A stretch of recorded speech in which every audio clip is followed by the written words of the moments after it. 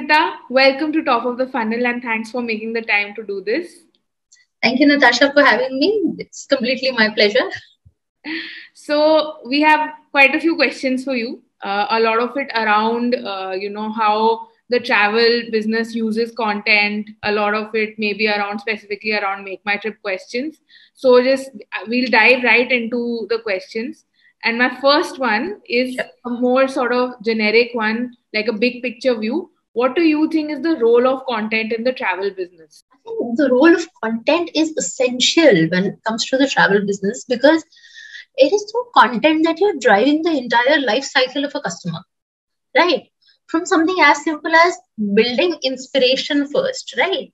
The whole idea of traveling. So establishing that idea for people who are not adopted it already, to building inspiration for people who are looking to travel. Then the next step comes to creating the aspiration, right? For somebody who is right now doing domestic, let's push them towards smaller international destinations. For people who are already going to Thailand, let's push them towards like Europe, right? So the whole idea of, moving from inspiration towards creating an aspiration. And one very essential element is like creating FOMO for people, right? Literally the kind of messaging you put out is something that you're missing out, something so essential, something so fun in your life, that aspiration becomes so strong, right? And that is where you use that content in the end to guide the action, right? So I'm going to ask you something very current, right? And let's talk about the pandemic.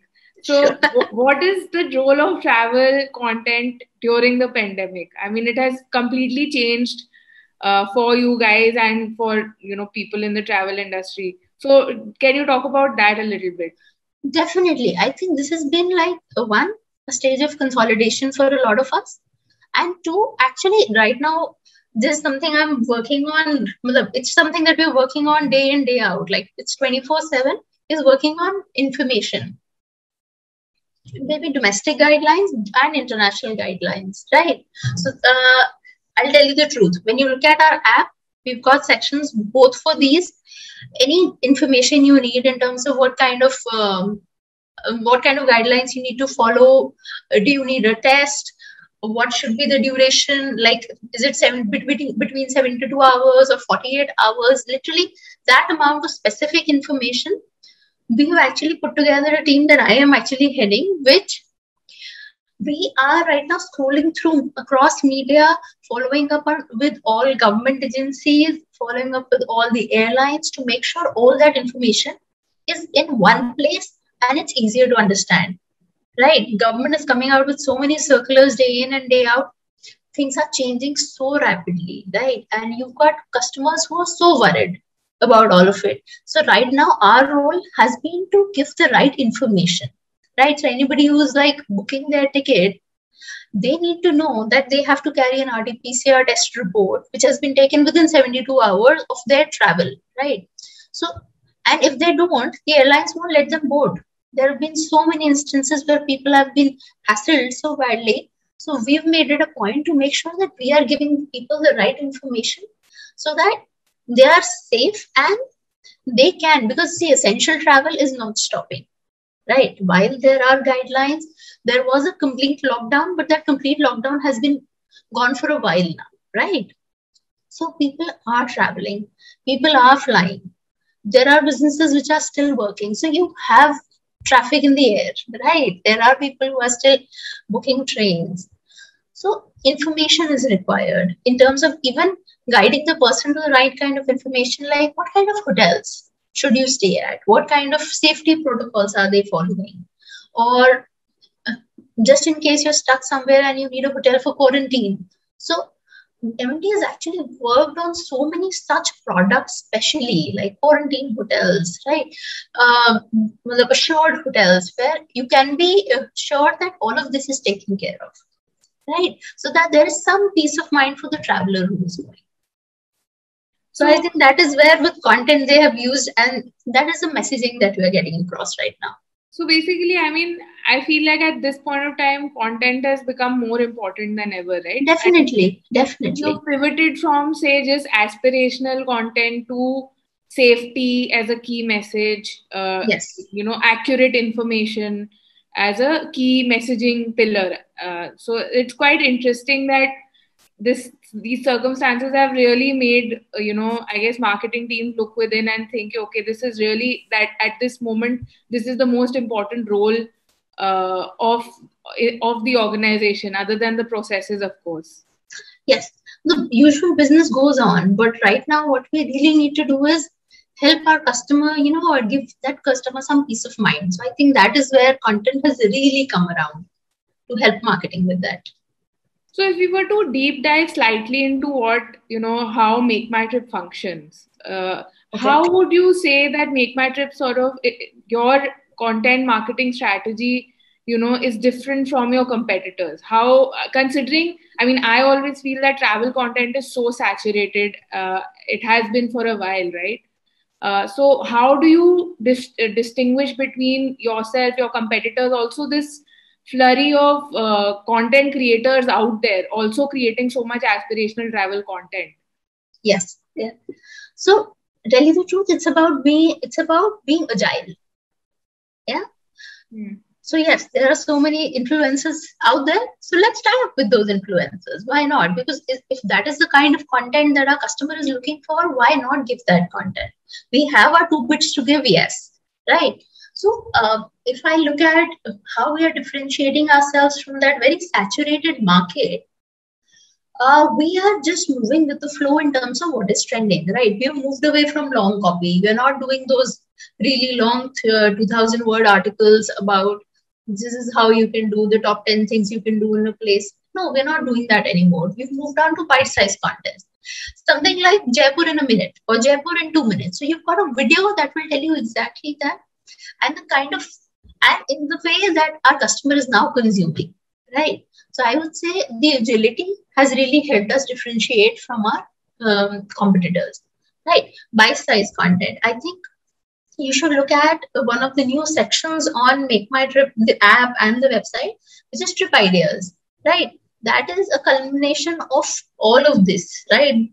You've got bite-sized content in terms of videos from us, which Make My Trip has made on their own. We've got so many influencers on our platform who've put together their versions, their reviews. So right, this is what our customer is looking for now on Instagram, right? Or on YouTube. The kind of videos that you find there, now you find on Make My Trip also. So I think that is where we are differentiating ourselves. And Trip Ideas is getting terrific traffic. And I guess what you mentioned initially also about creating content along the life cycle, I think that becomes a big differentiator, in itself. You're not just putting out perhaps aspirational content aimlessly. It is extremely Yes. targeted Yes. at different segments in terms of the customers, right? Yes. So when it comes to CLM, which is your customer lifecycle management, right? So the kind of content that you send out to our different audiences is very different. Right? The targeting in terms of even not just age, it's about choices, it's about the kind of usage that we've seen. So very targeted. So I wouldn't get into a lot of details there, but the kind of segmentation that we do is very targeted and built, and content is specifically built for. Well, it could be something as simple as 17 different groups of target audiences, right? So yes, very very crystal clear focus in terms of what we want to say to a particular customer. So completely powered by data is what I'm hearing essentially, Yes. right? Yeah. Yes. Even if you're looking at content, we are looking at uh, for a notification, what is the click-through rate, right? So for emailers, for banners, similar, right? Everything that we write, we calibrate in terms of the kind of data we get after that. Is it working? If it's not, I think we keep innovating. We keep trying new things every time so that the we're trying storytelling now in our notifications. We tried that. Some of it worked really well. And we said, let's try this other segment. And this segment it works for, not for everybody, right? So one more, as we're talking about the CRM team and, marketing, and you've also been at MakeMyTrip for a while now. You've been in the content business for a while. So what do you think works best? And you can talk about this from MakeMyTrip's point of view, or, what you think personally works best when it comes to content collaborating with other teams. Where do you think, the anchor lies, and what works for MakeMyTrip, or what doesn't work, and what should be the ideal structure when it comes to the content team working with multiple teams? Does that make sense? Does my question kind of make sense? I think I'm getting a drift of it. Let me answer it and tell me if I've got what you said.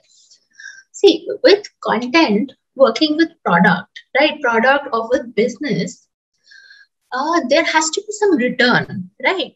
And the minute business sees a return in what content is doing for them, they will start following up, right? Then they will approach you for more things. Then is when content will be part of the decision making process.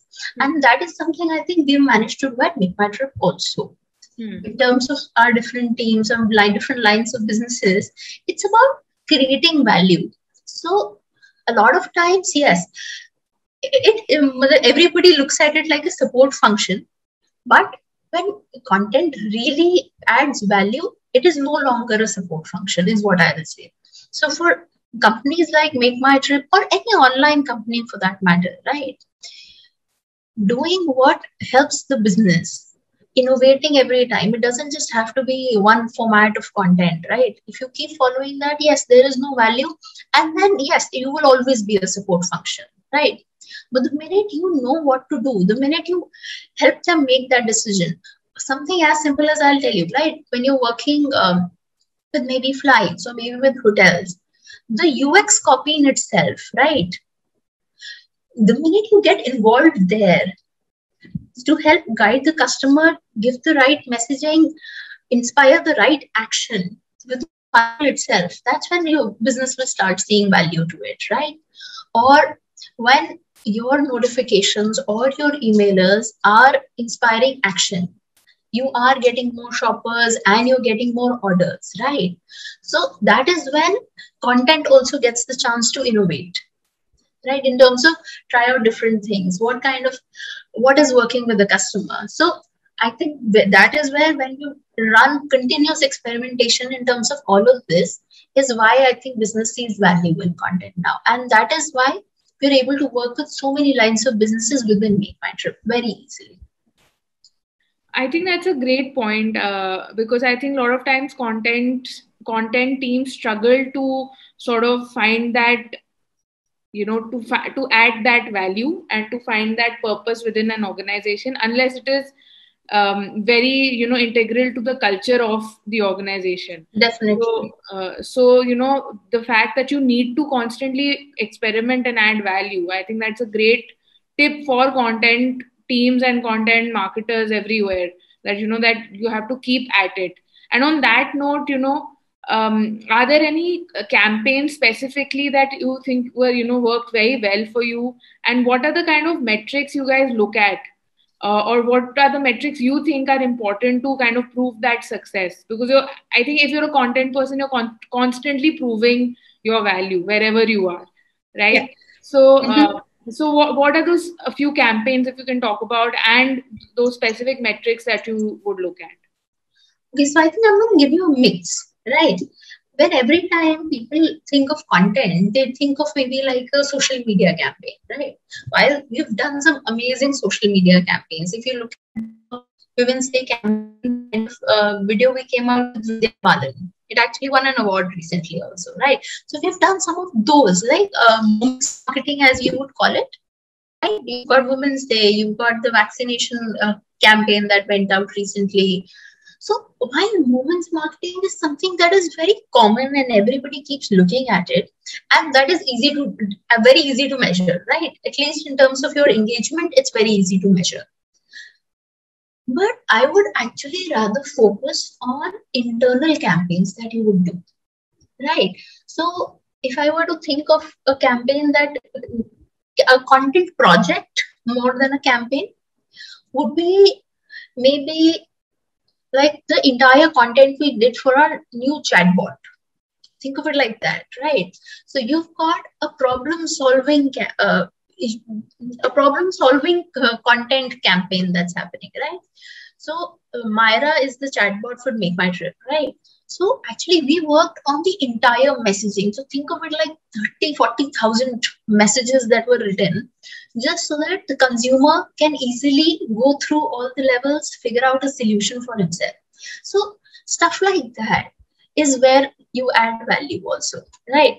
Another campaign or project that I would look at would be we actually worked on creating videos for our hotel partners, right? So when a customer is booking for a hotel, they would look at the pictures, they would look at the particulars. We actually worked on creating close to some 2,000 odd videos for our main hotel partners, right? So that is something that really helps a customer, right? The minute you have a video tutorial which tells me exactly what there is to be, the kind of hotel rooms, what are the amenities you should use, or the kind of restaurants they have, everything. That is the kind of campaign that really gives value, right? Which helps a customer make that decision to book, to hit that button to book, right?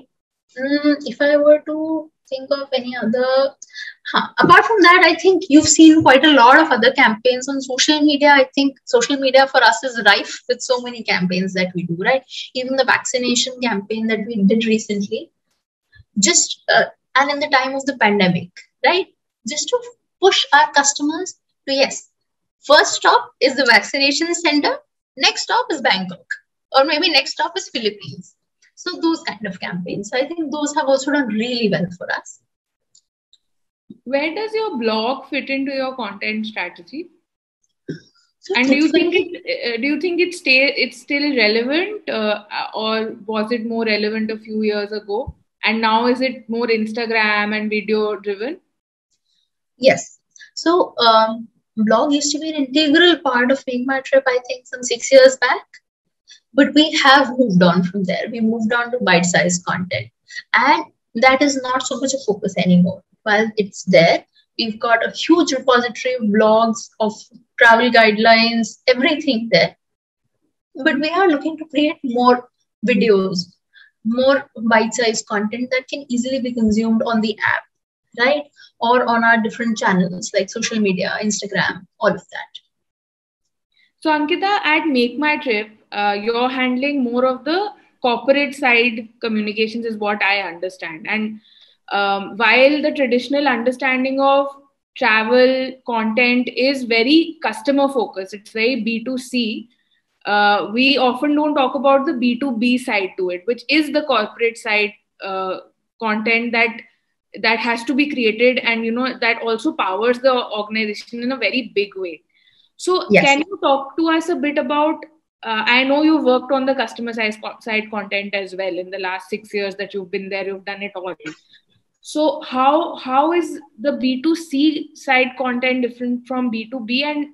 And you can talk a bit more about B2B content marketing in travel as well. Sure. So yeah, as you said, in these 6 years, I actually started from the B2C side of things. And then I moved towards, creating a niche for myself in terms of B2B content, right? So you've got a lot of different channels for B2B, right? You've got MakeMyTrip in itself, while it is a customer-facing company. You've got MyBiz, you've got My Partner, you've got our ad tech channels, you've got our hotel partners. So there is so much communication that is happening, right? You've got just like MakeMyTrip is a very customer-facing platform, big in itself. You've got MyBiz, which is just working with corporates, right? So you've got a lot of audience there, and a lot of messaging is going out there. You've got My Partner, which is only travel agents, right? So you've got an entire new platform there. Similar lines of businesses that you're selling to the customer, you're selling in the business domain as well. very different approach when it comes to customers and when it comes to business customers, right? There you're looking at efficiency. There you're looking at saving time. There you're looking at the right deals, the right kind of messaging. There is a mix of the kind of videos that we do. Again, bite-sized videos for them also, because just to get them quickly onboarded, how you can help them with efficiency throughout that process.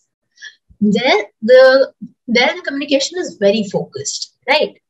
It doesn't need a lot of fluff, frankly, right? It is about driving business for them and for us, right? So similarly, so if you look at business where you're dealing with a lot of corporates, right? So the kind of consumers are like you and me, right? Who are traveling maybe for business, right? You've got your CXOs who are traveling for business. You've even got your office admins who are booking for everybody else. So there, it's very different in terms of no need for fluff, right? It is not about actually driving a sale, right? It is about helping them do this as efficiently as possible, right? Maybe with the right GST invoices and everything. So that is where efficiency and user-friendly platforms and our special tools actually make a difference. So you're looking at that when it comes to business, right? If I think of everything else, so if you've got like a different audience when it comes to like ad tech, right, where your partners are advertising with you, so the kind of campaigns you help them build, so that is where that is a mix of your customer and your business friendly communication, right? Within business, lots of stuff, lots of scope. So you've even got your UX writing as a part of business, right, where you've got specific tools for this audience that you have to help them do efficiently, very quickly. And I think that is where MakeMyTrip's technology also comes into place, right? That as a proprietary platform, we have so many good tools which can help work with our audience, that driving that message across, that this is how you use it and this is how it will work for you. So business content there, so different. That's very interesting. I think that's an aspect of travel content that is not spoken about much. It's just, you just assume it's very direct, but there's a big challenge there, because you're still having to hand hold and sort of help people try new technology, handhold them into that entire process. So again, the role of content becomes so important over there. Okay, so finally, my one big question to you, and we've talked about how content has kind of evolved in the travel space. We've talked about now during the pandemic, how the messaging has changed and what are the demands of content, and in this time and age. Now let's talk about the future. What do you think is the future of content marketing when it comes to travel? When it comes to travel, I think it will be bite-sized content. And it is so open, Natasha, it is just so open right now. Think of it like the next time any new technology comes, any new social platform comes, you have to jump on it, right? That is the only way that content will carry any value in the future also, right? If it's Instagram right now, or if it was Facebook before, or it was blogs before that, right? The next technology that comes in, you have to jump on that. And that is the only way there will be a future for content, really. Fine. So you think it's going to be driven by platforms and by technology essentially, and Definitely. That will change the way we package our content. Yeah. The way we consume content in itself. Because just recently reading, Google has come out with an internet platform just for children, right? So there are so many giants in the industry who are sort of regulating the kind how we consume information, right? So all of this would be a part of that technology. Maybe it'll be VR very soon, right? It might just be we'll be making VR videos. Let's see. Yeah. Let's see where it takes us. Probably. But do you think the essential ideology or strategy of the messaging of aspirational content, etc., that will remain the same, or do you see that changing as well? So I think if you look at the psyche of your consumer, right, there has to be a hook there. And I think that is where this whole idea of inspiration and aspiration comes in, right?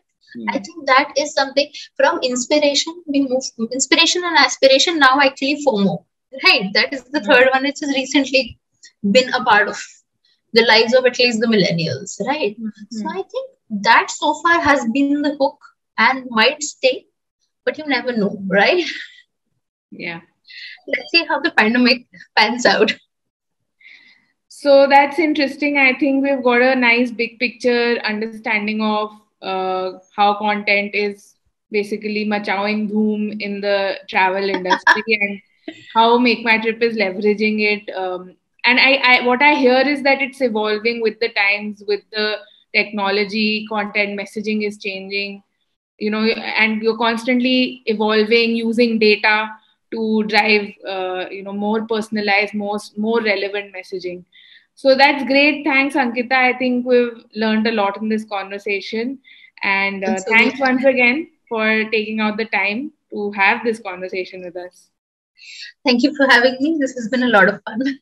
And I hope we can maybe have this Zoom call next time with you sitting somewhere else in the world and with me sitting somewhere else, and we can travel again really soon. Oh, yes. I definitely hope so. Like a nice beach in the background and not a whiteboard. And not a virtual background, Oh, definitely. Definitely not that.